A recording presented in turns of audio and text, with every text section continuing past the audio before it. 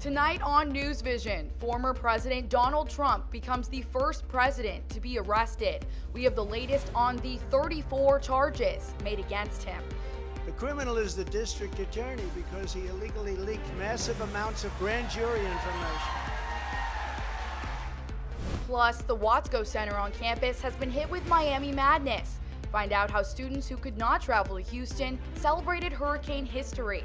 This is probably the biggest party on campus, like the biggest party in South Florida. And later on, one Cuban artist in Miami is doing what she can to spread the truth of the 1980 Mariel boat lift. Finally, I decided I'm going to write my story, my perception. These stories and a lot more on tonight's show. NewsVision starts right now.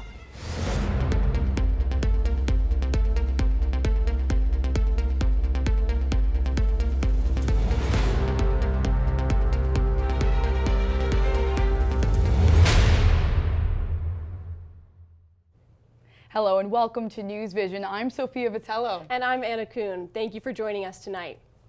Former President Donald Trump has pled not guilty to 34 criminal charges surrounding the hush money exchanged with adult film star Stormy Daniels during his 2016 campaign. Trump was arraigned on Tuesday in Manhattan, and he pled not guilty to all charges. He later told his supporters the criminal counts he faces in New York are part of a, quote, sham investigation. Trump claims the indictment against him is a political ploy to interfere with his 2024 run for the White House. The criminal is the district attorney because he illegally leaked massive amounts of grand jury information, for which he should be prosecuted, or at a minimum, he should resign. This is what accountability looks like. Michael Cohen was sentenced to time in jail for his participation in the same scheme. And I don't remember Republicans rushing to Michael Cohen's defense. Trump's case could go to trial during the caucuses and primaries next year. He is the first former president to be indicted, but the indictment would not prevent him from running for president in 2024. Since its release in 2016, popular social media app TikTok has taken over the world, but now its reign in the U.S. might be coming to an end. Government officials have started banning the Chinese-owned app for fears the software might be spying, and schools across the nation are also banning TikTok, including some universities in Florida. Charlie Hill is live at Florida International University with more. Charlie? Via here at FIU, the app is now banned on campus, and many students are upset because they use it on a daily basis. Now, TikTok has been under fire for a while, mainly stemming from concerns about how the Chinese owners handle collecting the data. But Florida International University actually wrote a letter to the community yesterday saying that they're planning on banning the app to protect students' privacy concerns. Now, the school joins about 15 other public Florida universities and banning the app, but the restriction only applies to the school's Wi-Fi. So anybody using cellular data can connect to the app. I actually tried for myself connecting to FIU Wi-Fi, and it doesn't seem to work. Now back on our side of town at the University of Miami, it is unknown whether they will follow suit as well. Here live at FIU, Charlie Hill, UMTV. Charlie, thank you. Florida's state Senate passed a bill that would ban most abortions in the state after about 6 weeks of pregnancy. The name of the bill is the Heartbeat Protection Act. The bill will include exemptions for women facing life-threatening harm while pregnant, as well as victims of rape, incest, and human trafficking. Physicians who perform and actively participate in abortions could be charged with a third-degree felony if it becomes a law. The Heartbeat Protection Act passed the Florida Senate in a 26-13 vote. It will now need to pass through the state's Republican-controlled House before being sent for approval to Governor Ron DeSantis. The founder of the popular payment platform Cash App is dead after he was stabbed on a sidewalk in San Francisco Tuesday morning. Bob Lee was taken to the hospital after officers found him with multiple stab wounds, and hours later he was pronounced dead. Lee worked for Google and Square before founding Cash App. Friends called him Crazy Bob because of his infectious energy and personality. Lee's father, Rick, said on Facebook that he and his son became closer than ever before over the past few years. Yesterday, San Francisco Police Chief released a statement that said in part, "There is no place for this kind of violent crime against anyone in our city. I want to assure everyone that our investigators are working tirelessly to make an arrest and bring justice to Mr. Lee and his loved ones." Now, no arrests have been made, and the San Francisco Police Department is asking anyone with information to contact them. Lee is the 12th person killed this year in San Francisco. One American journalist faces up to 20 years behind bars after Russian officials accused the reporter of being a spy. Last week, Wall Street Journal reporter Evan Gershkovich became the first U.S. journalist to be arrested in Russia since the 1960s during the Cold War period. The Journal made a statement saying the 32-year-old is a journalist and not a spy. This week, President Biden, State Secretary Antony Blinken, and the Wall Street Journal called on Russia to release the reporter immediately. Evan is not a spy. Evan has never been a spy. Evan has never worked for the U.S. government, and he is an independent journalist employed by the Wall Street Journal, as you all know. This is a case that is a priority for this president. On Monday, the reporter appealed his arrest, but no date has been set for the hearing. Dozens of people have died as a result of devastating tornadoes across several eastern and southern U.S. states. Meteorologist Charlotte Carl joins us now in the studio with more. Charlotte? Yes, Fia, we have been tracking these storms since Tuesday, and they have devastated the upper Midwest into the lower Mississippi River Valley, even into the southern plains of Texas. Now, there is still a level 2 out of 5 risk on the convective outlook, but the radar has calmed down significantly. We are tracking these storms as they continue to push to the southeast across the U.S. But tornado season is officially upon us, and there has been no shortage of these deadly storms, with at least 50 touching down across the country. These storms have been tearing through the Midwest and the southern states, killing more than 30 people so far, and that number may rise in the coming days. It brings me great sorrow to confirm to all of you at this time, one individual lost his life, 48 others were treated at the hospital, five remain in critical condition. Illinois has been hit the hardest, with a tornado hitting the Apollo Theater in Belvedere directly. This disaster is one of many that has occurred since the beginning of the season, with Missouri facing storm after storm. That's all for now, but I'll be back in a bit to tell you about the weather right here in Miami. Charlotte, thank you. The University of Miami's Environment and Conservation Organization hosted a recycling event on the Foot Green yesterday as part of their Earth Month initiative. At the event, students engaged in a competition to sort items into the different categories of recycling. The game aimed to teach students the importance of recycling, as well as to make them more aware of what can and cannot be recycled. What's important about April is that we are nearing move out, so it's helpful to teach students now what you can recycle, what you can't recycle, as students box things up, throw things out, etc. The next event to mark Earth Month is the Climate and Health Symposium, which takes place all day tomorrow at the Lakeside Expo Center. Florida is home to over 50 different species of mangroves, but human activity has damaged many habitats over the last few decades. Caitlin Kacharski visited one South Florida neighborhood to see what one high schooler is doing to help save the mangroves. On many South Florida beaches, you may see some trees along the shoreline. These trees are called mangroves. They are native to Florida and have many benefits. They provide a lot of different habitat for terrestrial and aquatic species, so they improve biodiversity in the shorelines. Mangroves also help prevent flooding and coastal erosion, and while they have always been a protector, they are now a cause of concern. Because the mangroves kind of are supposed to be a natural barrier to protect us, and so what ends up happening is the trash in the ocean comes and washes up and gets kind of stuck there. And it's just a trash collector that people don't want. Now, one recent event brought together over 20 people to help restore and clean up one local mangrove habitat in Palmetto Bay. The volunteers are part of the Mangrove Mission, which was created over 10 years ago by the family of local high schooler Julia Bernardi. Distribute gloves, trash bags, and then we'll kind of walk around this area. Participants were able to hike knee-deep in the mangroves all the way back to the beach on the other side. And with their provided materials, they were able to pick up bags and bags of trash. And it's really, really just fun and feels good to help the community and to clean up the environment.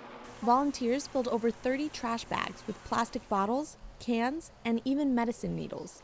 But this event was much more than just a cleanup. What I have added to the project myself is kind of an educational component. I have speakers and local politicians come. In the past, I have gone down, and it's amazing the amount of trash. But the Mangrove Mission and officials hope events like these will help protect South Florida mangroves for many decades. I think things like this help to raise awareness so that other young people hop on board. This is something that we're going to keep passing down and keep within the community so that it's done every single year.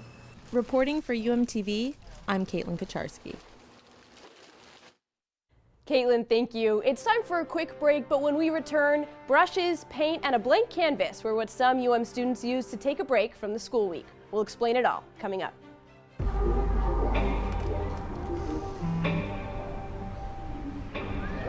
I don't know why you're so sad. You've got a roof over your head. You gotta stop with that depressing stuff. That's what white people think. You alright? It just feels like it's coming from everywhere.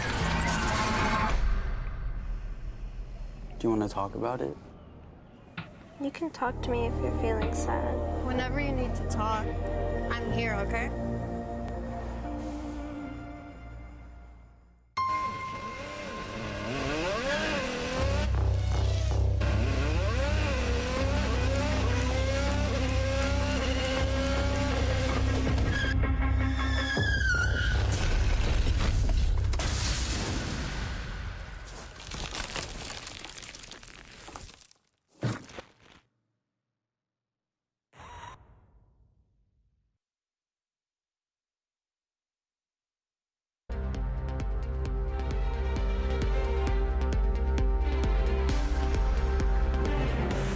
Here on campus, a major celebration is underway at the Lakeside Patio right now.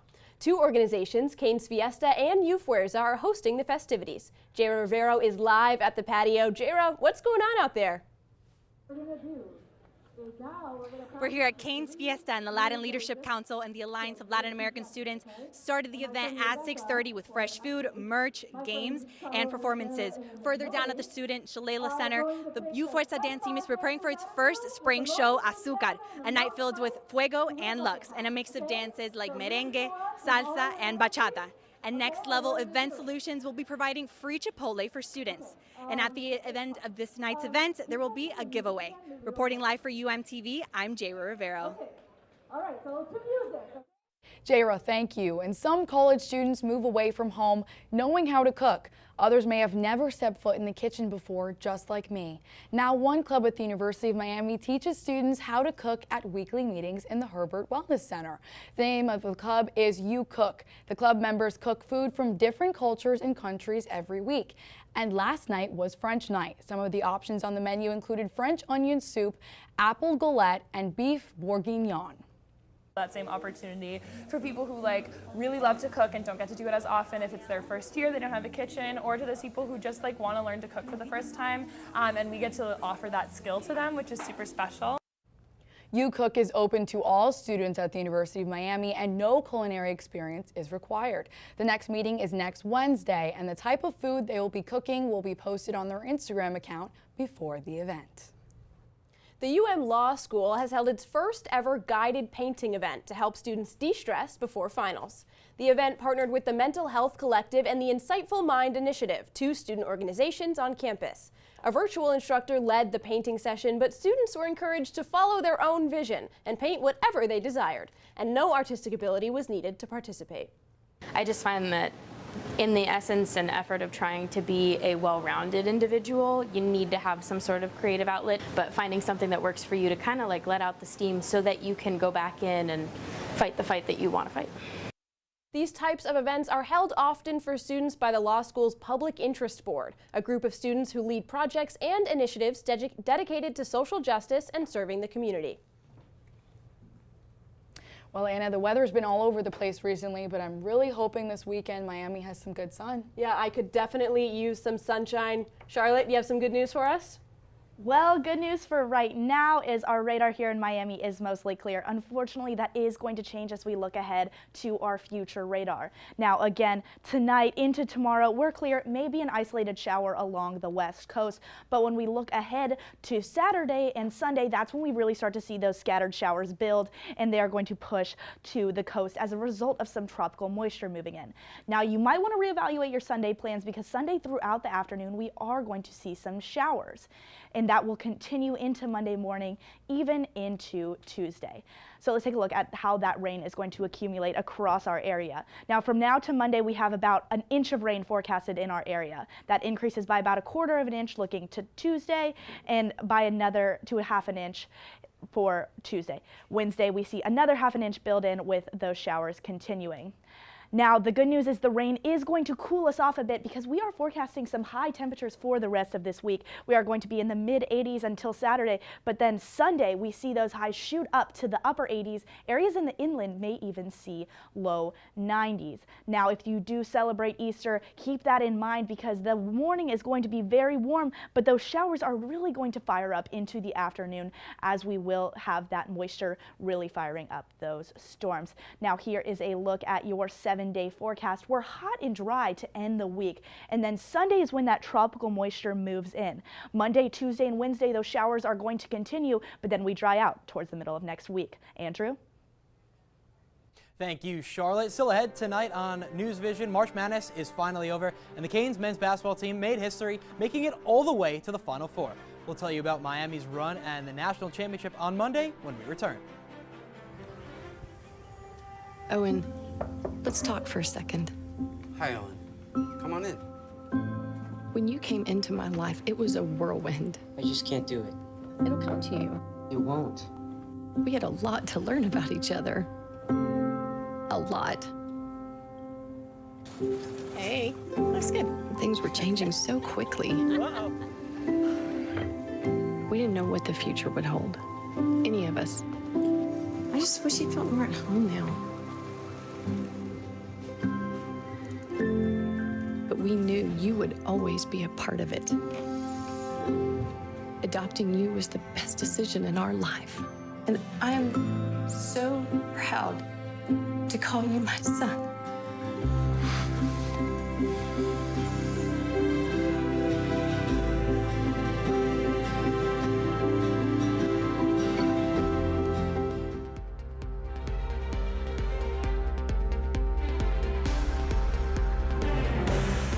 Hello and welcome to sports. I'm Andrew Klein. Across the U.S., the Final Four is one of the most exciting weekends of the year, capped off by a Monday night championship showdown, between two of college basketball's best. In the title game this year, it was the UConn Huskies, one of the most prominent programs of the last 25 years, taking on a San Diego State Aztec team that had never even made it to the Final Four.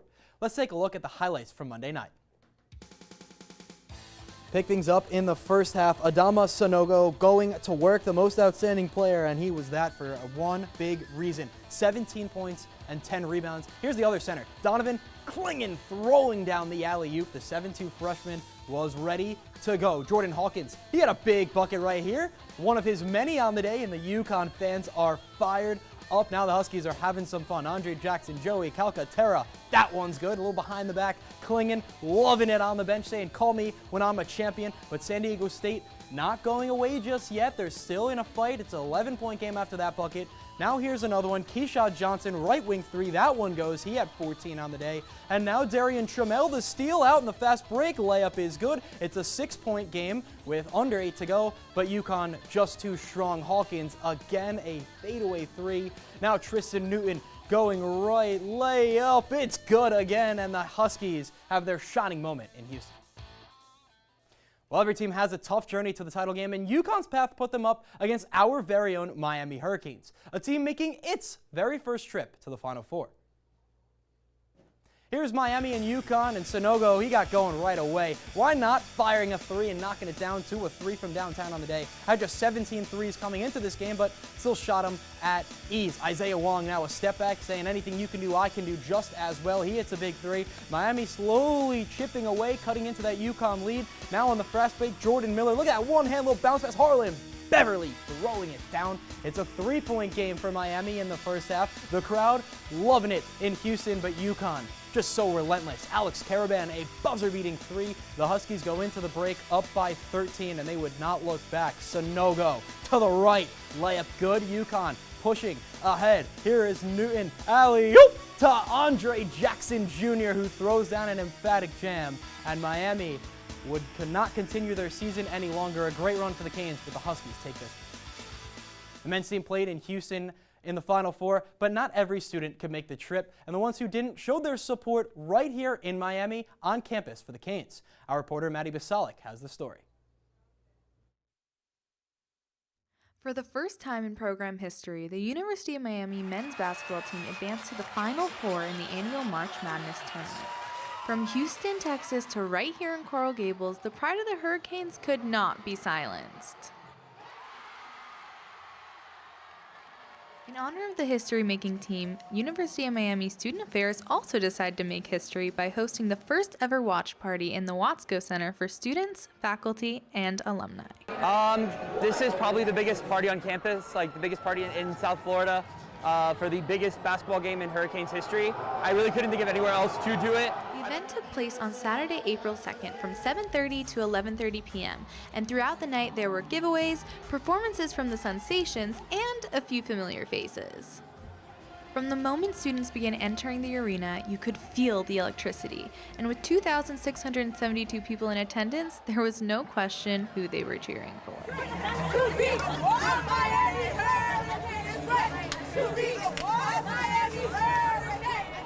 Over the course of the season, one organization has cheered louder than others, and this event was the perfect culmination to a long but rewarding journey. Today, I am just excited to be here to support our Canes. It's hard when not all of our students are able to travel all the way to wherever our boys are to support them. So the fact that Student Affairs was able to help us put together this crazy big watch party just for our boys means everything. Students watched as the Canes fought to beat the UConn Huskies, but ultimately the game ended with a devastating loss. And although the outcome was not what students had hoped for, the spirit of the Canes will never be dimmed. I'm a bit frustrated, but I have to say, like our team did amazing and fully support. It's a little disappointing, but you know the team put in the work. They had a great season. They had a great crowd, great turnout. At the end of the day, I'm proud of the team, and go Canes. For UMTV, I'm Maddie Basalik.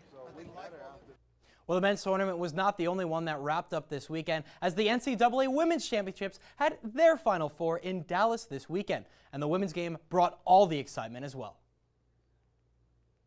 Here's Caitlin Clark in Iowa. Look at this, from 40 feet, why not burying the three-pointer? Clark would have to go to work in this ball game to give Iowa a chance, and she did just that. Another three-pointer right there. How about 8 three-pointers for Caitlin Clark? But LSU, they say maybe diamond in the rough, but LSU found a Jasmine in the rough. It's Jasmine Carson, 1-3 there, 1-3 here off the glass. How about 5 three-pointers in the first half? 21 points in the first half, 22 points on the game. She was phenomenal for LSU off the bench. Clark, though, giving it her all, nails that three-pointer. She had an even 30 for the Hawkeyes. But Alexis Morris putting the game away, the sweet floater. Look at that touch. She floats it up straight through the net, and LSU and Kim Mulkey, you are champions. Well, when you think of South Florida, you might think of water sports because of the sunny weather here. But one local high schooler went in a different direction. Reporter Manny Nacarado has the story.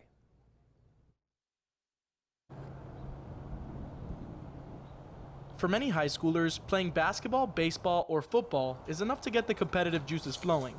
But for JP Delgado, he needs something a little less conventional. What I do is rodeo. It's a Western sport. The events I do in rodeo is calf roping, tie-down calf roping, and I do team roping. And rodeo roping has become very popular in Florida, with events spanning from Homestead all the way to Jacksonville. But JP says his love for the game came from the silver screen. I always used to watch Western films and stuff when I was little. And then my dad he asked me if I wanted to start roping, and I was like, I'll give it a shot. But then I started roping so much that with baseball and stuff, my dad told me I had to choose one, and I chose what I love. rodeo. And this love sparked from the very beginning. Since he was a little kid, I put a rope in his hand, and he just had a knack, was good with it, used it all the time, always had it in his hand. Good girl. Like any father, I mean, I hope we can go pro, but more for me, I hope he can college rodeo and, you know, and continue his education, obviously, and just have fun with it. And with JP's continued dedication to his sport, his trainer thinks the sky's the limit. Every day he learns more and more. It's just it's kind of like wine. It only gets better as it goes. And the more he matures, the faster he's going to get, the harder it is going to beat him. Back up, more. This is something that, like, you just get a different type of, like, adrenaline rush when you back into that box. Like, you know, it just gets you excited and you want to go rope. And it's just you got that feeling in you. It gets you nervous. And it's just the feeling that I have that I really want to go do it, and it's something I love. As JP continues to compete in the sport he loves, he hopes to be able to make his passion into a career. Reporting for UMTV, I'm Manny Nakarada. And time for one last break, but when we return, one Cuban artist is sharing her truth of the 1980 Mariel boat lift. We will have details after a short break.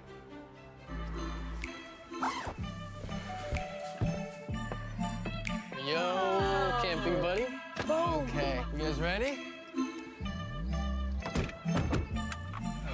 Dude, I thought you were driving. I thought you were driving. Oh, I never said I was driving. I definitely can't drive.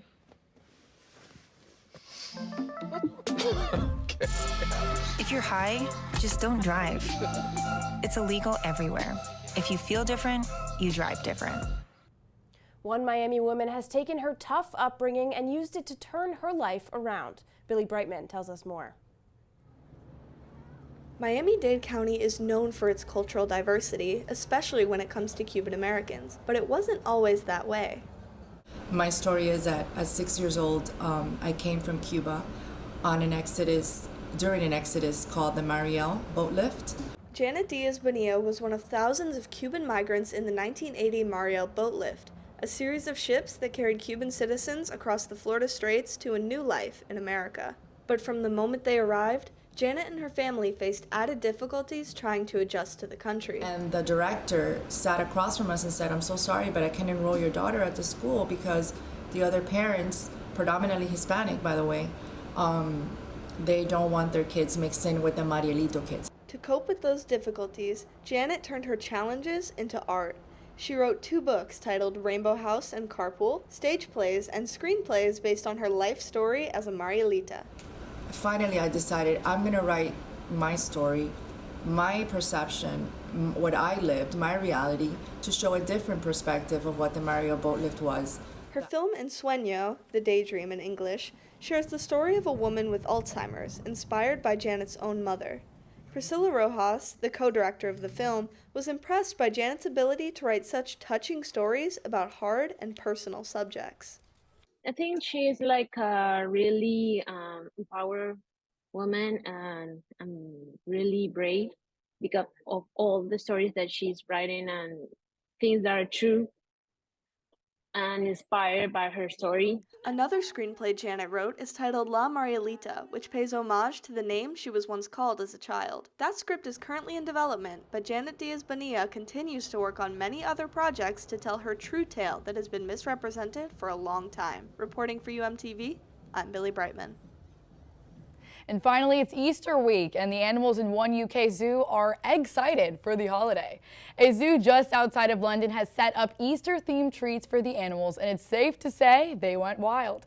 The rhinos foraged for treats in brightly painted Easter boxes. The lemurs went after papier-mâché eggs filled with their favorite sweet potato goodies, and wolverines Puff and Fi woke up to piñatas stuffed with meaty snacks. That makes me sad. It makes me really miss my mom. When I used to live with her, she'd put little Easter eggs around the house with notes in them saying she loves me and I'm her star. Well, I'm glad the zoo got to celebrate Easter just like you did. That's it for this week's edition of NewsVision. Thank you so much for joining us. We'll be back again for another show next week, same time, same place. Until then, have a great night and stay safe.